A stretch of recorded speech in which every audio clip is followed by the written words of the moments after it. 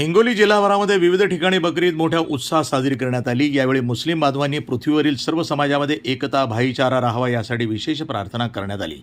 मुस्लिम बांधवांनी सामूहिक नमाज अदा करून दिल्या शुभेच्छा। भारतातील सर्व जाती धर्माच्या बांधवांनी एकत्र राहण्याचा संदेश देण्यात आला। पोलीस प्रशासनाकडून चोख बंदोबस्त। दिनांक 7 जून शनिवारी रोजी संपूर्ण देशामध्ये मुस्लिम बांधवांचा पवित्र सण बकरी ईद मोठ्या उत्साहात साजरा करण्यात आला।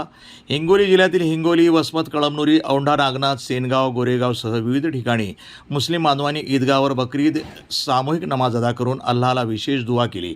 यावेळी पृथ्वीवरील सर्व समाजामध्ये एकता भाईचारा कायम राहावा यासाठी विशेष दुआ अर्थातच प्रार्थना करून मुस्लिम बांधवांनी एकमेकांची गळाभेट घेऊन ईदच्या शुभेच्छा दिल्या।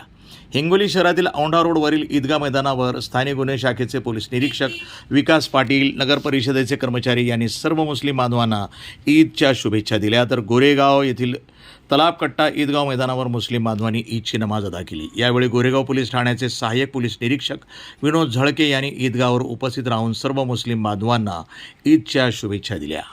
NTV news Marathi, Hingoli.